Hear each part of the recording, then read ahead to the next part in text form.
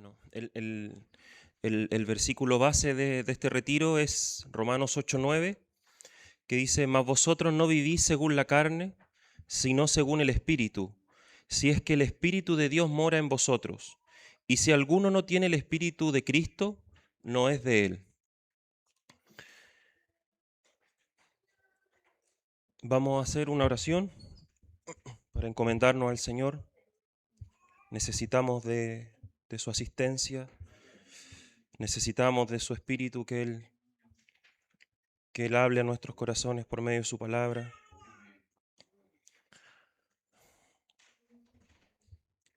Señor, venimos a tu presencia, Señor, como hijos, no como huérfanos, Señor. Venimos a tu presencia los que tenemos el derecho de ser llamados tus hijos, Señor. Venimos con reverencia. Te honramos, Señor. Te honramos como nuestro Padre, como nuestro Dios. ¿Cuánto te necesitamos, Señor? Nuestros corazones necesitan de ti. Habla en nuestro corazón, Señor. Que tu palabra penetre en lo más profundo, separe, quebrante. Que tu palabra haga lo que tenga que hacer con nosotros, Señor. Somos material dispuesto. Nos encomendamos a ti. Amén. Amén. Hermanos, no sé si les pasa, pero a mí gran parte de mi vida cristiana, y quizás todavía un poco, ocurre que cuando alguien habla de vivir en el Espíritu o estar en el Espíritu, uno tiende a pensar o imaginar casi a un hermano que está caminando sobre las aguas, ¿cierto? Un hermano que prácticamente levita y sus pies no tocan el suelo. Y cuando uno piensa eso, uno siempre dice, bueno, uno está tan lejos de eso, ¿cierto? Casi como que uno llega a asumir que esos versículos o esas afirmaciones que están en la Escritura no son para nosotros, son solo para algunos. Y a veces admiramos a ciertos hermanos porque no los conocemos mucho. Generalmente admiramos a quien no conocemos en la intimidad. Y creemos que esto es para otros y que nosotros como que casi que nos quedamos abajo del tren, de este tren que tiene como título andar en el Espíritu o estar llenos del Espíritu. Todas estas expresiones que tienen que ver con el Espíritu, quizás más de alguno sienta que no es su vagón. Y también se me viene, cuando los hermanos anteriormente compartían, uno se le viene al corazón la sensación de que estamos hablando como de vestiduras tan hermosas, tan formales, tan finas, por decirlo de alguna manera, que son inalcanzables para nosotros. Entonces a veces uno puede decir, chuta, los hermanos hablan de estar en el Espíritu, de creer, de apropiarse, de un montón de cosas, y uno dice, esa ropa a mí no me cuadra, no es mi talla, ¿cierto? Lo miramos como un tanto lejano. Y creo, hermanos, que este capítulo 8 de Romanos es todo lo contrario. Dios nos quiere mostrar que en este vagón sí estamos nosotros. Dios nos quiere mostrar que esto sí es para nosotros. Nos quiere mostrar que hay una vestidura a nuestra medida, preparada por Él mismo. Y Dios nos quiere mostrar de que esto no es para algunos, sino es para la iglesia. Que el Señor nos asista, hermanos. Yo decía, el hermano Héctor compartió del capítulo 6, del 7, el Cristian del 8, y yo digo, chuta, que queda para mí, pero vamos en la gracia del Señor, agregar un detalle o algunos detalles, eh, pero quiero decir esto, hermanos, que el capítulo 8 de Romanos nos acerca, ¿sí? No nos excluye, sino que nos acerca, nos posiciona, ¿sí? Nos limpia el camino. Es como que la mano de Dios pasara su mano por el espejo y le quita la niebla, le quita lo que no nos permite ver claramente. Em, en este capítulo 8, la palabra espíritu se menciona 20 veces. 20 veces. Y si uno ve cuántas veces se menciona la palabra espíritu desde el capítulo 1 al capítulo 7, se menciona 4 o 5 veces. ¿Sí? Entonces, obviamente, este capítulo 8 está haciendo hincapié en el espíritu. El Señor nos quiere hablar del espíritu en el capítulo 8. Y como compartía Cristian ayer, este capítulo 8 es muy conocido. Se dice que el libro de Romanos es un baúl de tesoros, pero que este capítulo 8 es como la piedra más preciosa de este baúl. ¿Y por qué? Por lo que ya venía diciendo.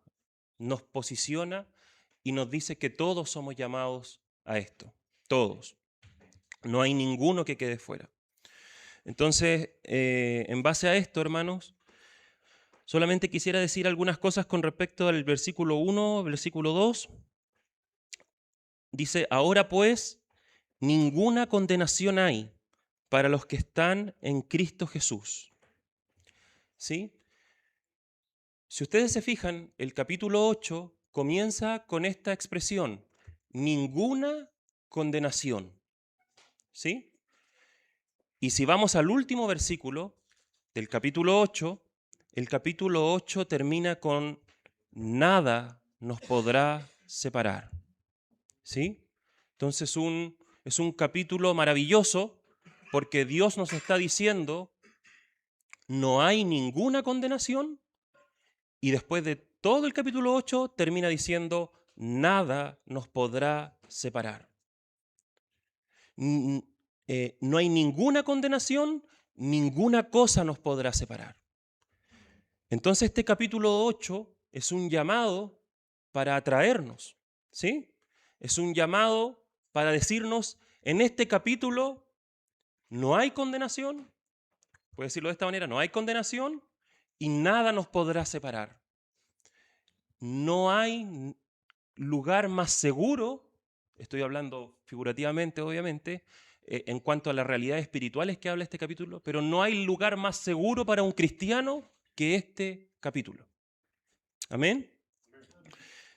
Entonces, cuando la Escritura dice ahora pues ninguna condenación hay para los que están en Cristo Jesús, esta expresión, hermanos, es muy categórica, es muy fuerte, porque cuando partíamos leyendo el libro de Romanos, recuerden que hay un momento que dice que todos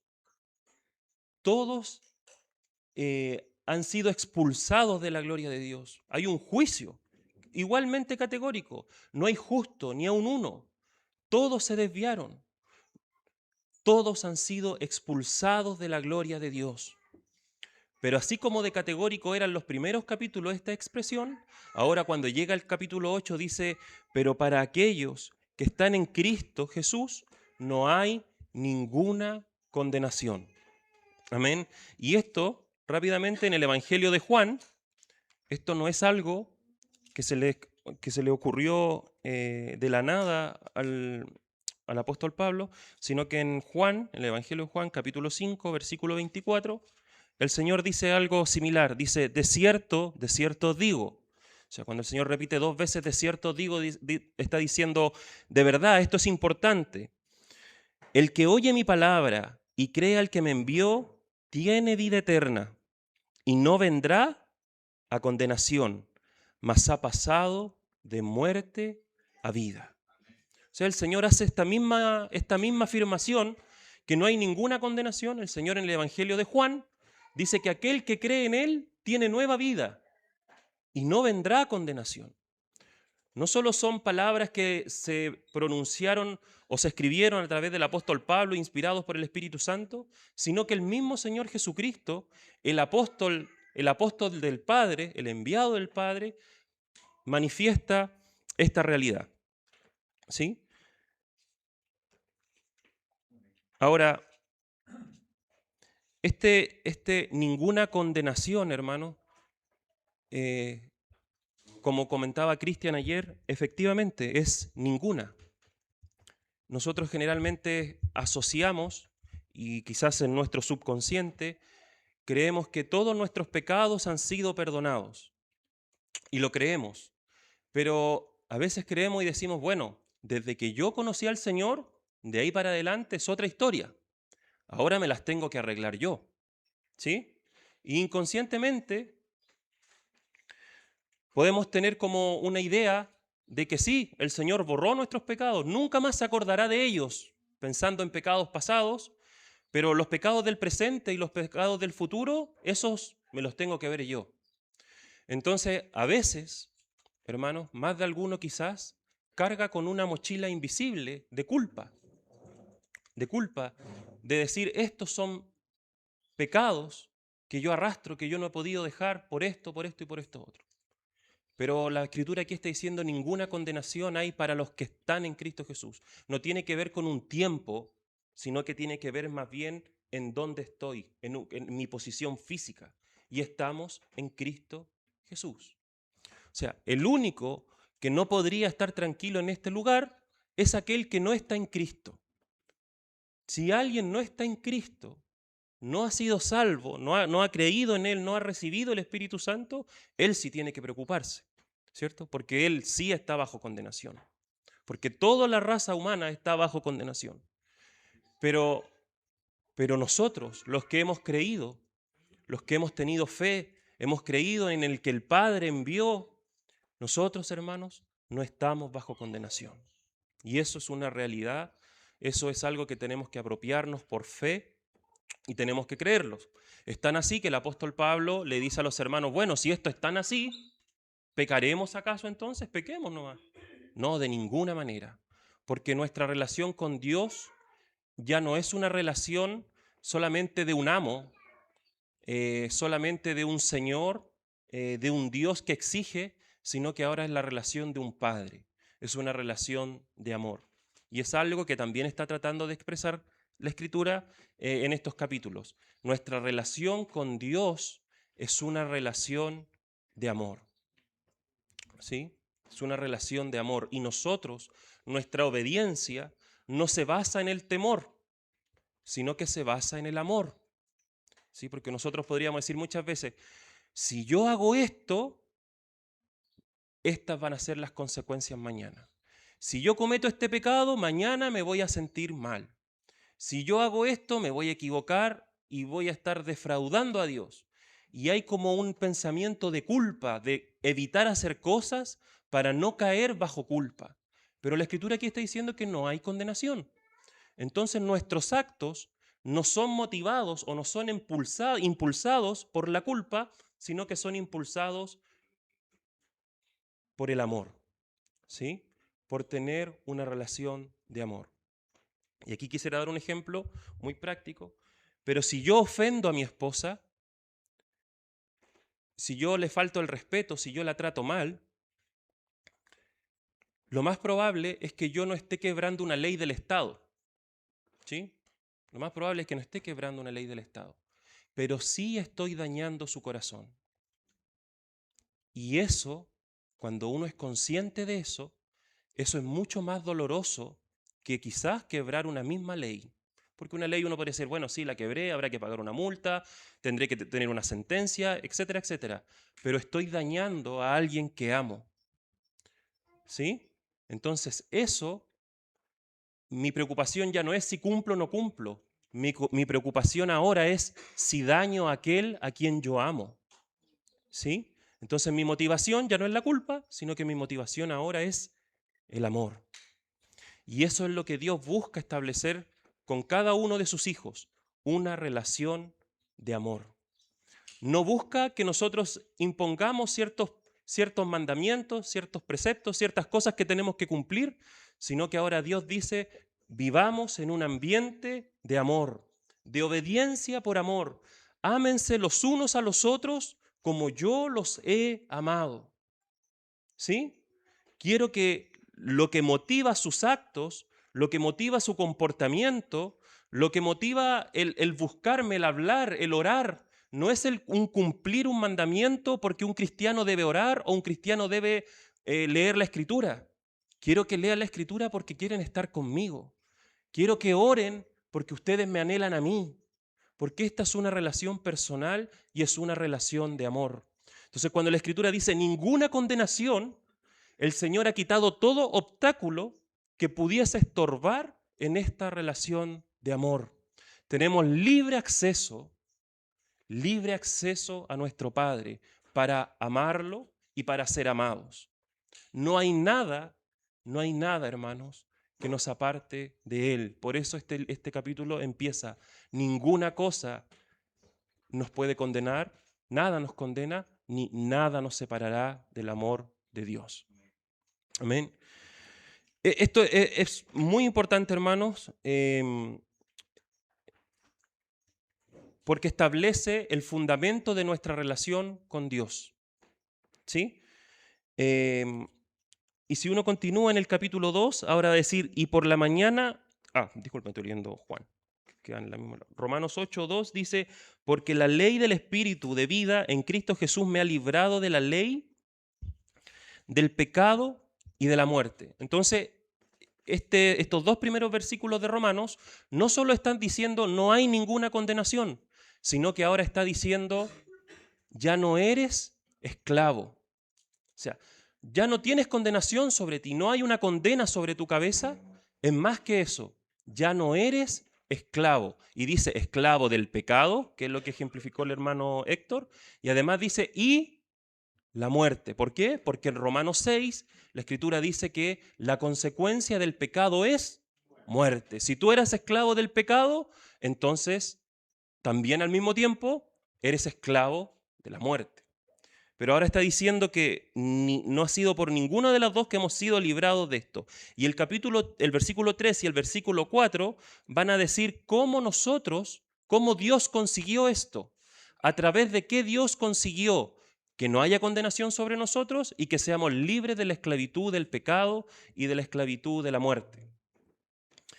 Y quisiera centrarme, hermanos, el compartir de hoy día principalmente, si bien voy a mencionar algunas otras cosas, en el versículo 5.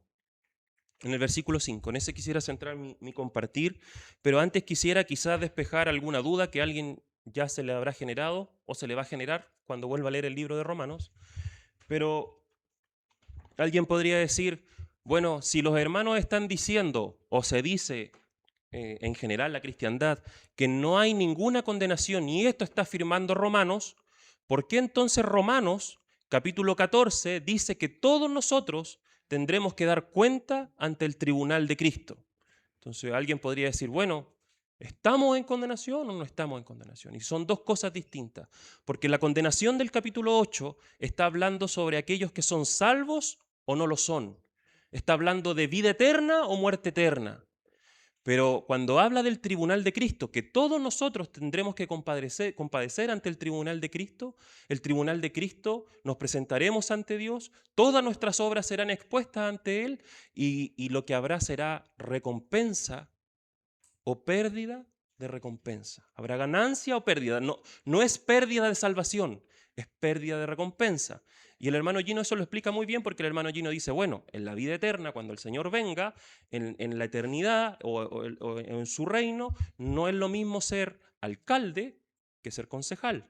No es lo mismo ser alcalde que ser ciudadano. Entonces, el tribunal de Cristo es para otorgar recompensa o pérdida. Y eso es, pero no tiene que ver con la salvación, entonces no es una contradicción del libro de Romanos, sino más bien son dos instancias distintas. Eso quería aclararlo por si a alguien le salta la duda cuando lea el versículo, el capítulo 14.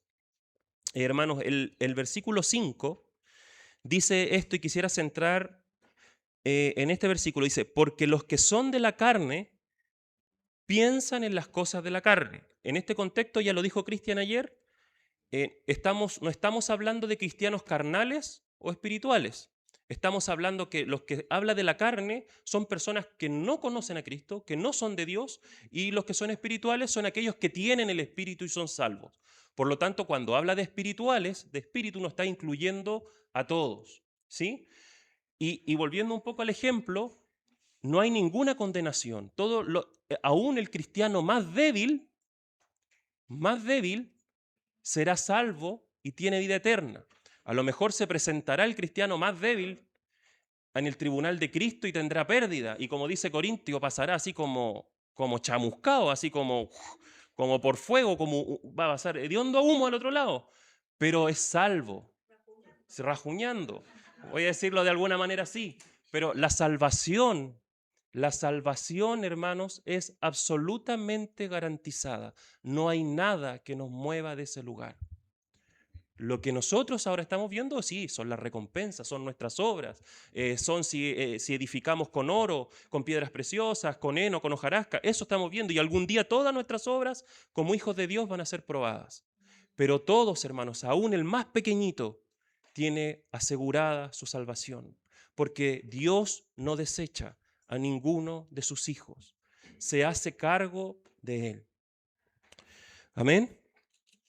Entonces ahora llegamos al versículo 5 y entonces, porque los que son de la carne piensan en las cosas de la carne. O sea, aquellos que no son creyentes, aquellos que no son hijos de Dios piensan en las cosas de la carne. Y no lo menciona directamente, pero se infiere obviamente, porque los que son de la carne piensan en las cosas de la carne, pero los que son del Espíritu en las cosas del Espíritu. Se entiende que está hablando de pensar. Entonces está diciendo, porque los que son de la carne piensan en las cosas de la carne, pero los que son del Espíritu piensan en las cosas del Espíritu. ¿Sí? Y en eso quisiera quizás detallar un poco más, complementando lo que ya compartieron los hermanos, pero los que son del Espíritu piensan en las cosas del Espíritu. Y si obviamos la parte que hace la comparación entre carne y espíritu del versículo 6, podríamos juntar las dos partes que hablan del Espíritu y dice, pero los que son del Espíritu piensan en las cosas del Espíritu y el ocuparse del Espíritu es vida y paz. Amén. Entonces la pregunta es, podríamos decir, bueno, si nosotros somos espirituales y hemos recibido el Espíritu de Dios y esto no tiene que ver con distintos tipos de cristianos, sino más bien con salvos y no salvos, nosotros siempre pensamos en las cosas del Espíritu. ¿Sí? ¿Eso es así? ¿Nuestros pensamientos siempre son espirituales? ¿Sí? Dice, pero los que son del Espíritu piensan en las cosas del Espíritu. Por supuesto que nosotros pensamos, imaginamos, tratamos de absorber y de meditar en las cosas del Espíritu, pero no es algo que siempre lo hagamos. Y si se fijan en el capítulo 7, rápidamente, hermanos, solamente para que se den cuenta, en el capítulo 7, versículo 23, dice, pero veo otra ley en mis miembros que se rebela contra la ley de mi mente. Y después en el versículo 25 del 7 dice, gracias doy a Dios por Jesucristo, Señor nuestro. Así que yo mismo con la mente sirvo a la ley de Dios, mas con la carne a la ley del pecado. ¿De qué viene hablando? De hecho, se dice que lo que está hablando, lo que está respondiendo aquí en el capítulo 8 es una pregunta que se viene generando desde el capítulo 5 en adelante. Entonces ahora viene a decir, ahora pues, ese ahora es por lo tanto.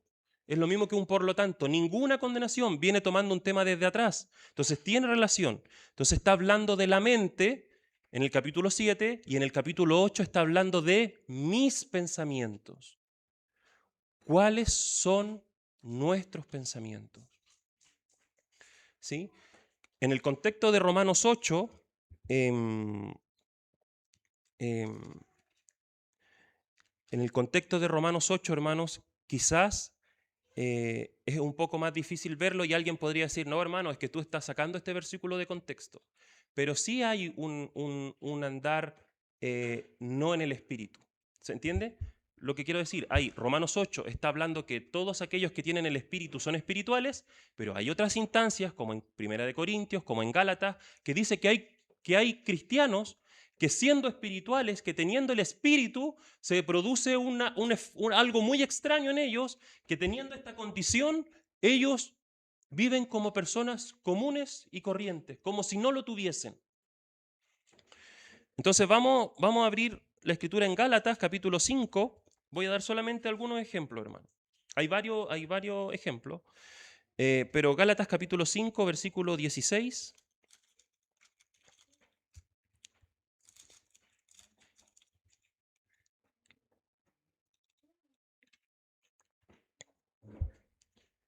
Digo pues, andad en el Espíritu, y no satisfagáis los deseos de la carne, porque el deseo de la carne es contra el Espíritu, y el Espíritu es contra la carne, y estos se oponen entre sí para que no hagáis lo que quisierais. Entonces, Romanos 8 no está hablando de nuestra posición, somos espirituales. Pero ahora el apóstol Pablo en Gálatas y en Corintios y en otras partes de la Escritura está diciendo, bueno, ¿vivimos en consecuencia de esta posición? Entonces, por ejemplo, en Primera de Corintios, capítulo 3, fíjense lo que el apóstol Pablo le dice a los hermanos en Corinto. Les dice algo bastante fuerte. Capítulo 3, versículo 1, les dice, de manera que yo, hermanos, no pude hablaros como a espirituales, sino como a carnales, como a niños en Cristo. O sea, le está diciendo a los hermanos, yo no les pude hablar como espirituales, porque ustedes no están apropiándose de su condición y están viviendo según lo que son, están viviendo de otra manera. Entonces, por eso en Gálatas están los frutos de la carne y los frutos del Espíritu. Y los frutos de la carne y los frutos del Espíritu no se los está hablando, los frutos de la carne no se los está diciendo a personas mundanas y los frutos del Espíritu a los hermanos, sino que ambos se los está diciendo a los hermanos. Entonces aquí el apóstol Pablo está diciendo, no les pude hablar como espirituales, sino que les tuve que hablar como a carnales, como a niños en Cristo. Os di a beber leche y no vianda, o sea, les tuve que dar leche y no alimento más sólido. Porque aún no erais capaces, ni sois capaces todavía, porque aún sois carnales. Pues habiendo entre vosotros celos, contiendas y disensiones, ¿no sois carnales y andáis como hombres? O sea, aquí está la explicación. ¿No sois carnales y andáis como hombres? O sea, ustedes son espirituales. Ninguna condenación hay sobre ustedes. Nada los podrá separar de mi amor. Ustedes han sido nacidos del Espíritu, por lo tanto son espirituales. Pero aquí está dando una clave, está diciendo, a los Corintios le está diciendo, pero andáis como hombres. ¿Sí? Andáis como hombres. Y volviendo entonces ahora a Romanos capítulo 2, capítulo, versículo 8, 5, perdón. Los que son del Espíritu piensan en las cosas del Espíritu. Y los que son de la carne piensan en cosas de la carne. Hermanos, tenemos que entender algo, que lo que nosotros pensamos es lo que somos. ¿Sí? Si mi mente está lleno de cosas, si yo permito que mi mente está lleno de cosas que no son del Señor, voy a vivir en consecuencia de eso. ¿Sí? Si yo todo el tiempo soy una persona insegura, si yo soy una persona con temores, si yo soy una persona ansiosa, lo más probable es que eso se manifieste en comportamientos míos. Por ejemplo, a lo mejor yo voy a ser celoso, ¿sí? Porque yo pienso ciertas cosas y eso me lleva a actuar de determinada manera. Entonces la pregunta es, ¿qué está en nuestra mente? Quisiera compartir esto porque a lo mejor un poco saliendo de la teoría y decir algo un poco más práctico, pero ¿qué está en nuestra mente? ¿Con qué estamos alimentando nuestra mente?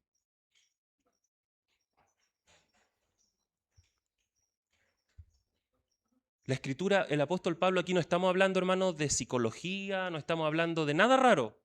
Estamos hablando muchas veces, estamos hablando de algo que el apóstol Pablo menciona una y otra vez a distintos hermanos en distintas localidades. Les dice, cuiden su mente, cuiden sus pensamientos, no piensen en cualquier cosa, porque después esos pensamientos se van a traducir en obras, esos pensamientos se van a traducir en acciones, y después uno va a decir, pero ¿por qué lo hice?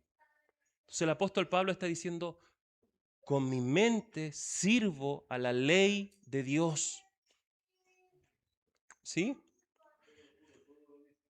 Exactamente. Entonces, fíjense, lo mismo que dijo el hermano Pedro, vamos a Filipenses capítulo 4, para que vean que el apóstol también lo dice. Capítulo 4, versículo 8. Por lo demás, hermanos, todo lo que es verdadero, todo lo que es honesto, todo lo justo, todo lo puro, todo lo amable, todo lo que es de buen nombre, si hay virtud alguno, si algo digno de alabanza, en esto pensad. ¿Sí? En esto pensad. Cuando uno lee este versículo, cuando empieza a decir em, todo lo amable, todo lo de buen nombre, todo lo que tenga virtud, o si hay algo digno de alabanza, cuando uno va leyendo esas expresiones que está dando el apóstol Pablo, ¿uno en qué va pensando inmediatamente? O mejor dicho, ¿en quién va pensando? Uno inmediatamente dice, todo esto que está diciendo el apóstol Pablo tiene que tener relación con la persona de Jesucristo o con sus obras o algo que se relacione con él. Porque si hay algo que es digno de alabanza, es todo aquello que tiene que ver con él. ¿Sí? Entonces el apóstol está diciendo, piensen en esto, cuiden su mente, ¿dónde están sus pensamientos? Porque eso va a determinar su vida. Si ustedes se apropian de su condición de ser espirituales, la consecuencia de esto es que sus pensamientos deberían ser espirituales. ¿Sí? Y no voy a entrar en detalle, pero todos sabemos que hay una lucha y esa lucha se libra en la mente. ¿Sí? Cristian ayer decía, si yo me apropio de esta realidad, cuando venga la tentación, yo voy a decir, yo soy un hijo de Dios. Él me rescató, no hay ninguna condenación, yo he sido libre del pecado. ¿Cierto? Porque yo me apropio de eso y yo tengo que dar esa lucha.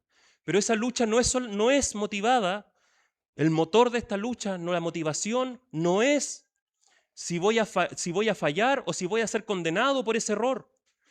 El motivo de esa lucha es aquel que me amó, aquel que me amó, el Dios eterno, envió a su Hijo, a su único Hijo a esta tierra, se humilló por mí y murió por mí.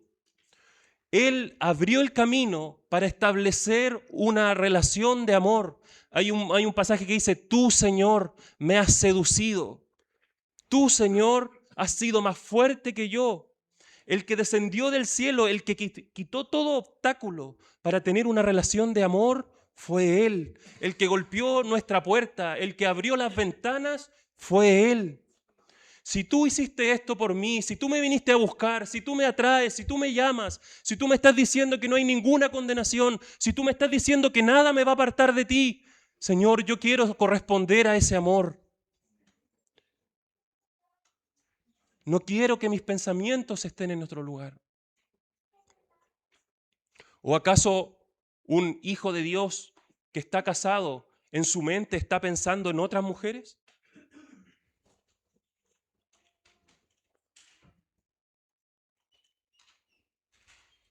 Señor, tú me amaste de tal manera que soy tu hijo, y no solo tu hijo, individualmente soy tu hijo, pero corporativamente también soy tu novia. Quiero que nuestra relación sea una relación recíproca. Quiero corresponder a tu amor. Yo te amo. El apóstol Juan dice, nosotros le amamos porque Él nos amó primero. Señor, no solamente que la motivación de mis actos y mis pensamientos sea muchas veces ni siquiera es el temor a Dios, muchas veces aún en nuestra justicia propia, pero que no sea ni el temor ni nuestra justicia, sino que sean el amor, la gratitud. Señor, quiero devolver de alguna manera, no devolver porque crea que tengo que pagar algo, sino que hay una sensación de deuda. Señor, yo soy deudor tuyo. Nunca voy a poder pagar esa deuda. Nunca, haga lo que haga, sea el cristiano mejor portado, nunca lo voy a poder saldar. Pero yo quiero vivir como un deudor. No porque tú me cobras, sino porque yo lo quiero hacer de manera voluntaria. Permíteme vivir como un deudor tuyo. Permíteme entregar mis miembros, mi cuerpo, como sacrificio vivo. Amén. Romanos, fíjense lo mismo que dice Romanos capítulo 12.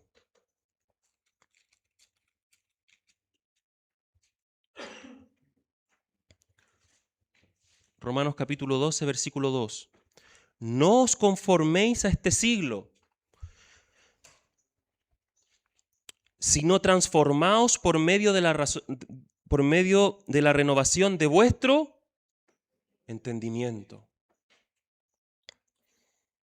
para que probéis cuál sea la buena voluntad de Dios, agradable y perfecta. Su entendimiento tiene que ser renovado. No solo nuestros pensamientos, sino que nuestro entendimiento, cómo nosotros imaginamos. Hay hermanos que dicen que no solamente tenemos que entender las cosas de Dios de manera como una presentación de estudio, como entenderlo mentalmente, sino que además ese entendimiento racional se traspasa a nuestro corazón cuando somos capaces de imaginar y no imaginar una quimera ni algo que se nos ocurra a nosotros, sino que transformar ese razonamiento en una imagen concreta de lo que Dios está haciendo por nosotros. Como cuando uno estudia, voy a dar un ejemplo no es muy espiritual, pero muy práctico. Cuando uno estudia, cuando uno era más chico y uno estudiaba, o uno estudia con su hijo ahora, no basta con darle una explicación lógica de algo que tiene que aprender, sino que muchas veces uno tiene que complementarlo con un ejemplo práctico, y a veces llegan a ser ejemplos muy absurdos. Y cuando a ti te ponen una figura, una parábola, como lo hacía el Señor, cuando te ponen una figura, tú no solamente recibes el mensaje racionalmente, sino que además ahora eres capaz de imaginarlo. Y esa imaginación te hace concretizar el mensaje y poder absorberlo y tenerlo como tuyo. Por eso son tan importantes los ejemplos. Entonces, hermano, el Señor no solamente quiere que sean transformados o que guardemos nuestro pensamiento, sino que además tenemos que renovar nuestro entendimiento. Independiente si son lo mismo, son cosas distintas, ambas apuntan a nuestra mente. ¿Sí? La mente de Cristo. Y por último, Efesios, hay algunos más, pero si no, voy a leer muchos versículos. Efesios, capítulo 4,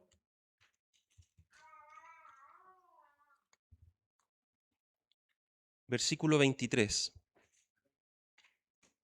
Dice, esto, fíjense, lo estamos diciendo, Pablo se lo escribió a los filipenses, Pablo se lo escribió a los gálatas, Pablo lo escribió a los romanos, y Pablo lo está escribiendo ahora a los hermanos de Éfeso. Le está diciendo en el capítulo 4, versículo 23, renovaos en el espíritu de vuestra mente y vestíos del nuevo hombre, creado según Dios en la justicia y la santidad de la verdad. Hermanos, la justicia y la santidad, la ley de la cual nosotros fuimos libres, o la ley de Dios, tiene como objetivo algo. Tiene como objetivo mostrarnos cuán pecador somos.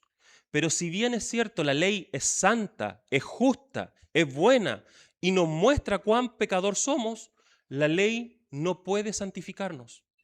La ley no puede justificarnos. La ley no puede.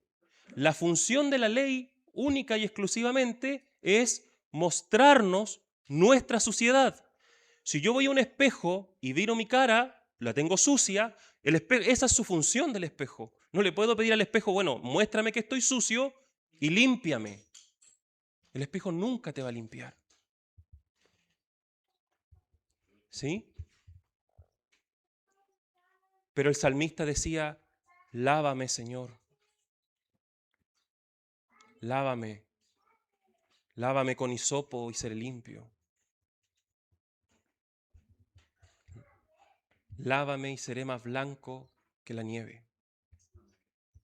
Lávame, lava mis pensamientos. Háblame de tal manera que yo pueda imaginar, Señor, imaginar esto tan grande que tú has hecho con nosotros. Esto que parece, que en nuestra mente, hermanos, parece inalcanzable. Pero ¿sabes qué? Ni siquiera está cerquita. Ni siquiera está al lado de nosotros. En nuestra mente quizás parece inalcanzable. Pero ni siquiera quiero decir que está cerca. Está en nosotros. En nosotros. Dios se ha encargado de que esté en nosotros.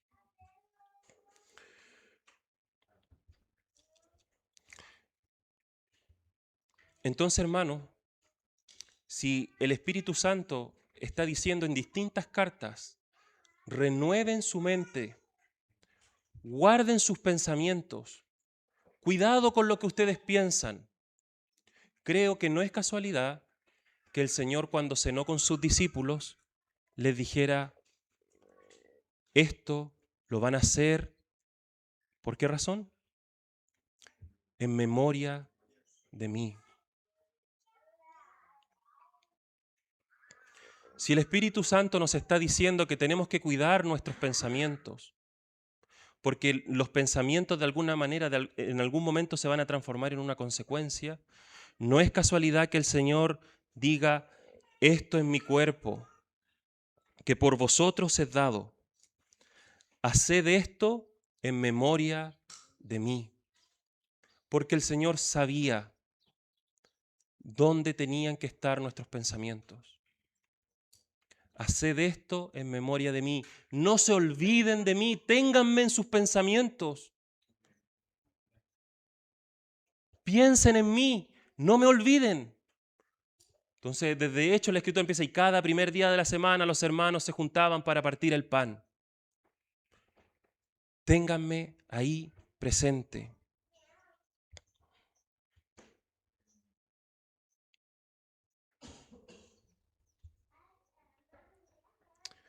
Creo que no es casualidad, hermanos, y creo, cuando estaba preparando este compartir, que a veces nosotros decimos, el Señor nos dijo, háganlo toda la semana y hagan memoria de mí, porque nosotros somos olvidadizos y nos podemos olvidar. Pero este recordar, el Señor no solamente lo dejó por Él mismo, sino que este recordar lo dejó por nosotros, porque Él sabe que recordarlo nos hace bien. Él sabe que recordarlo a Él tiene una representación o una transformación en nuestra día a día. El Señor es digno de que lo recordemos. El Señor es digno de que esté de manera permanente en nuestros pensamientos. Por eso lo digo, y a lo mejor no voy a entrar en el detalle, pero cada uno de nosotros sabe qué hay en sus pensamientos. ¿Cuáles son sus pensamientos? Cada uno de nosotros sabe de qué está alimentando su mente. Cada uno de nosotros sabe en qué está perdiendo el tiempo. El libro de Santiago dice que si nosotros tenemos nuestra mente pensando en las cosas de Dios, no os dejarán estar ociosos. Otra vez, vuelve a hablar de los pensamientos. Si sus pensamientos divagan, si ustedes llenan su mente de cualquier cosa, sí, ustedes van a ser cristianos. ¿Y saben qué tipo de cristianos van a ser? Cristianos ociosos. Pero el Señor dice, acuérdense de mí. No me olviden, ténganme en su mente, en sus pensamientos. Porque su mente, y si ustedes me tienen en sus pensamientos, eso también se va a traducir en una vida práctica. Quisiera leer un último versículo, hermano.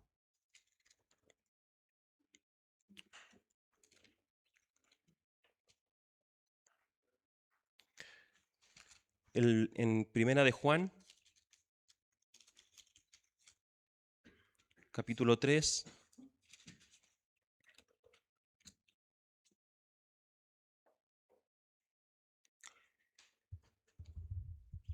Vamos a participar de la cena, hermano. Vamos a participar de la mesa.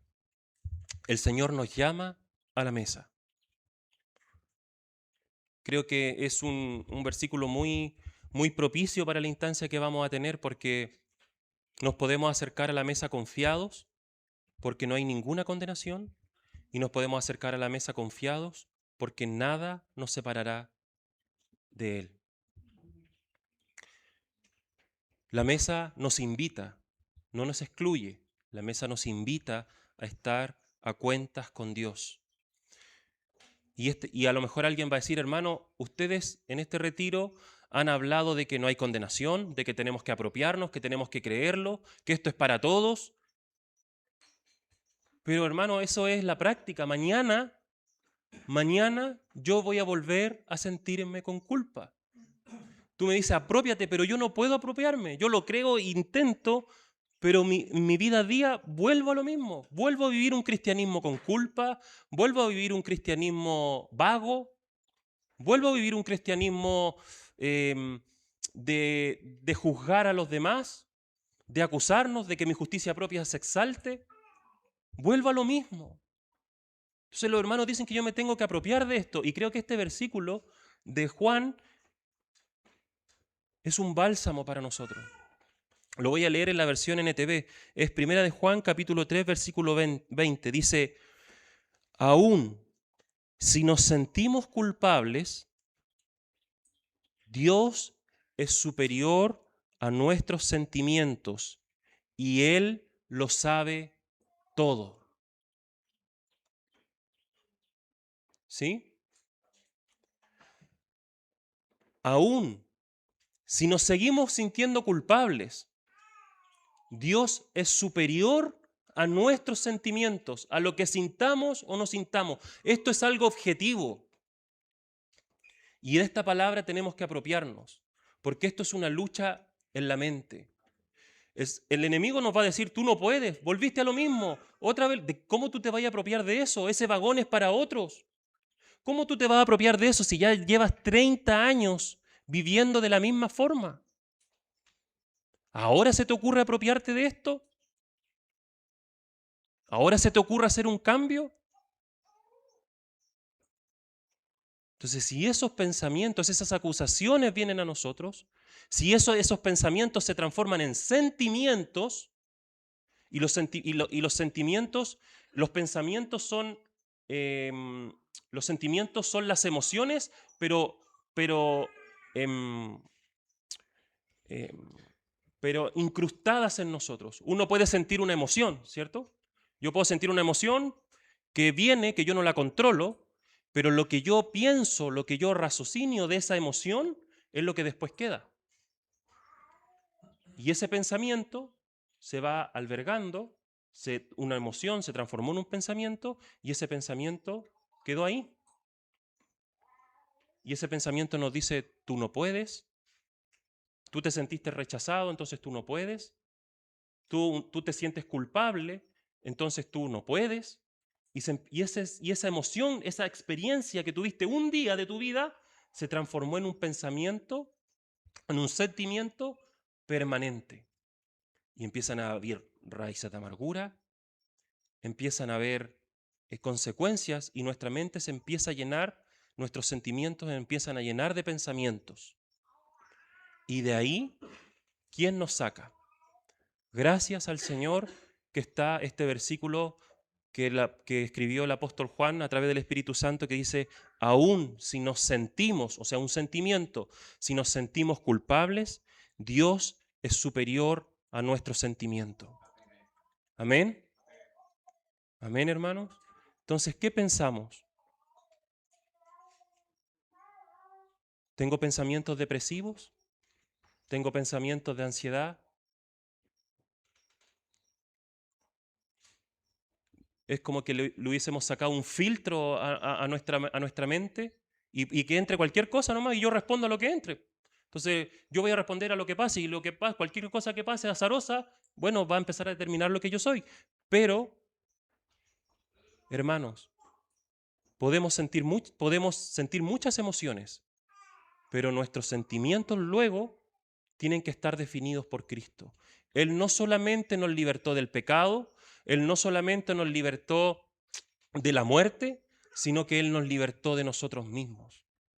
Y nosotros hoy día podemos decir, gracias damos a Dios, porque Él, Dios, es más grande. ¿Han escuchado eso? Dios es más grande que mi problema. Súmele ahora, Dios es más grande que mi sentimiento.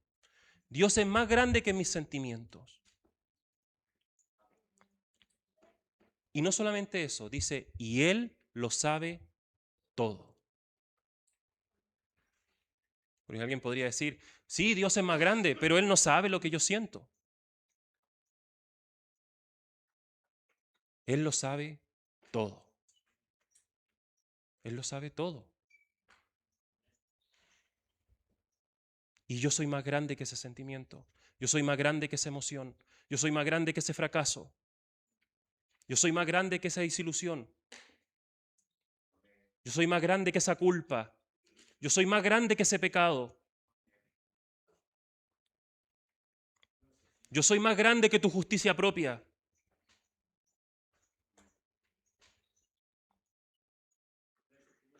Yo soy más grande.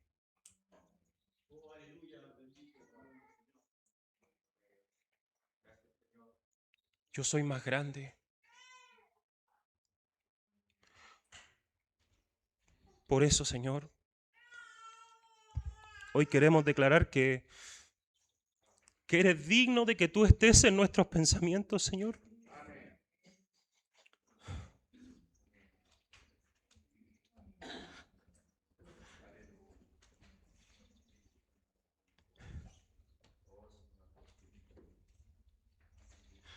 Tú eres digno, Señor.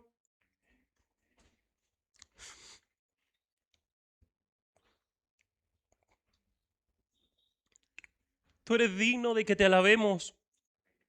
Tú eres digno de que tu nombre esté en nuestros labios, Señor. Tú eres digno, Señor, de que nuestras rodillas se doblen ante ti. Tú eres digno, Señor, de que nuestros sentimientos estén en torno a ti. Tú eres digno, Señor, de que nuestra vida gire en torno a ti. Tú eres digno, Señor. Tú eres digno, Señor. Eres digno, Señor Jesús. Gracias por tu palabra. Gracias porque en nosotros ya no hay condenación. Gracias porque hemos sido libres de la ley del pecado y la ley de la muerte. Gracias porque somos tus hijos. Y hoy día te honramos, Señor. Te honramos, Dios, como Padre, como hermano mayor, como Espíritu Santo. Nosotros te honramos como congregación, como hijos tuyos. Te honramos y te decimos, Señor, eres digno de que estés en nuestra mente. Eres digno de que luchemos esta batalla. Eres digno, Señor, de que nuestro amor sea recíproco ante ti. Eres digno, Señor, de que abramos nuestros corazones para tener una relación de amor. Eres digno, Señor, eres digno. Eres digno de que partamos el pan. Eres digno de que alcemos la copa. Eres digno de que hagamos memoria de ti, Señor. Eres digno. Eres digno, Señor. Queremos hacer memoria de ti con este espíritu, con esta revelación de que no hay nada que se interponga entre nosotros. Y queremos hacer memoria de ti cada primer día de la semana, cada día de la semana, cada segundo de nuestra vida, Señor. Que tu nombre, que tu persona no se escape de nuestra mente. Señor, ayúdanos. Ayúdanos, Señor. Porque esto no solo se trata de ti, sino que es un beneficio para nosotros. Porque tú lo hiciste así. Porque si tú estás en nuestros pensamientos, porque si tú estás en nuestra mente, nosotros somos beneficiados, Señor, y podemos comenzar a gozar esta realidad espiritual que nosotros tenemos en real. A ti la gloria, Señor. A ti la gloria, Señor. Nos reunimos como iglesia, como hijos tuyos, a participar del pan con este espíritu. Somos tuyos, Señor. Somos tuyos y somos espirituales y vamos a andar como hijos espirituales. Porque tú eres digno, Señor. Eres digno, eres digno, eres digno. A ti la gloria, Señor.